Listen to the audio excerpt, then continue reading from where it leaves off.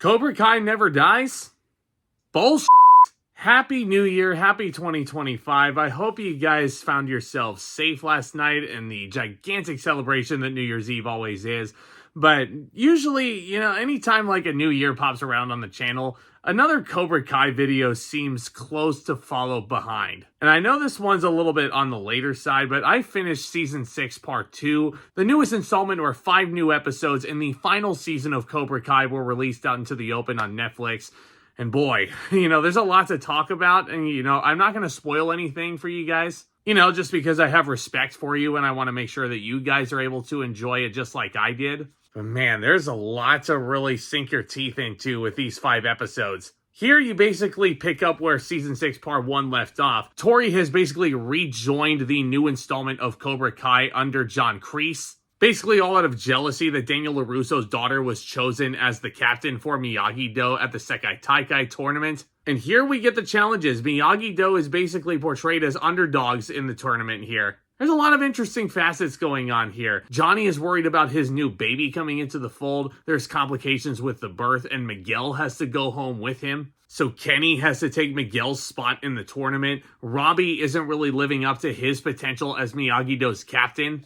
Daniel is finding out a lot more dark secrets about Mr. Miyagi's past, especially when he was involved in the Sekai Taikai tournament himself. And man, there's a lot to unwrap here, guys. And I just really adore this show, and I enjoy seeing where all these characters are progressing and how the choices they make impact their lives. The performances are all still top-notch. I love that Ralph Macchio is making a gigantic comeback with his career just with the inception of Cobra Kai. William Zabka is just as hilarious as he ever has been when Cobra Kai first started. Peyton List, I think, is absolutely a star on the rise, even though her character wasn't nearly as interesting as she was in Part 1 of this final season. Hawk as a character is still so much fun. Dimitri as a character isn't as fun as he used to be because his character makes a choice in this installment of the final season that you can't really forgive as easily. And I feel like this section of episodes a bit too easily forgives him for what he did. But again, this is minor gripe, and Dimitri isn't necessarily the central focus of the show. In my opinion, the MVP of Season 6 Part 2 is Tanner Buchanan as Robbie. Tanner Buchanan, I feel like, has shown glimmers of greatness as an actor, but I feel like this section of episodes was where he really thrives, and this is where he really broke out for me. Because I thought Robbie, over the course of this show so far, has been a cool character. Nothing really to write home about as much as Miguel, for example. Xolo Mariduena is a revelation still. But this, in my opinion, and this arc for Robbie is where he really broke out. Because as a captain, he's been on a bit of a losing streak, and he's not really living up to his full potential. And this section of episodes is all about living up to potential. And Tanner Buchanan, I thought, was great, not just as an actor, but in the karate sequences. And this whole section of episodes has some of the greatest sequences of karate that I've seen shot on film or television. The climactic little stretch that we get in that whole fight sequence is just some of the best direction that I've seen in a karate series, or a karate film for that matter. This is just really great stuff. Really good fight choreography. Not a whole lot to complain about in terms of the technicals. And I also thought it was really funny, and this is kind of a sidebar here, as a wrestling fan, seeing Dr. Britt Baker DMD appear in this stretch of episodes playing a Russian sensei,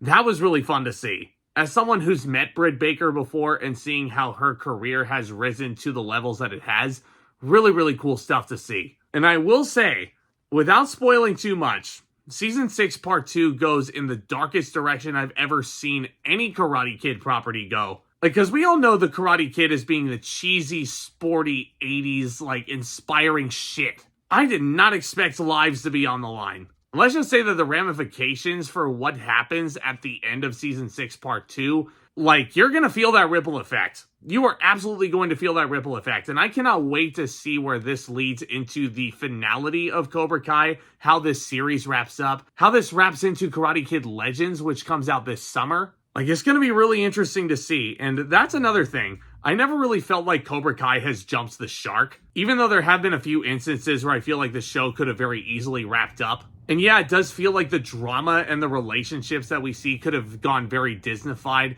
could feel a bit like High School Musical in a sense. It never really felt that way to me. The character progressions and the decisions that these characters make all feel very, very real. As cheesy as Karate Kid can be, Cobra Kai is very much grounded in reality, and it finds those ways to ground itself in reality. I think Cobra Kai continues to prove with this stretch of episodes that it is one of the greatest legacy sequels to ever come out. This stretch of episodes in particular goes into that darkness factor more so than any other Karate Kid property ever has. And I think the biggest praise that I can give this, it makes me anxious to see how this series is going to wrap up. Next February cannot come soon enough. I can't wait to see the final stretch of episodes. I'm going to give Season 6 Part 2 an A. Ironically enough, the phrase Cobra Kai never dies, yeah, that's tested.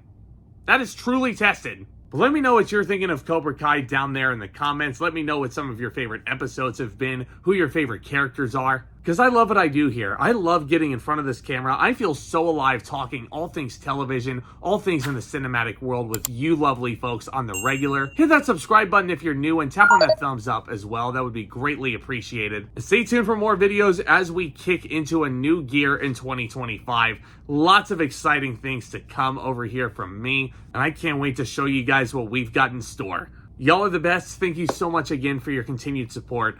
And with all that being said, back talk, commence. White talk!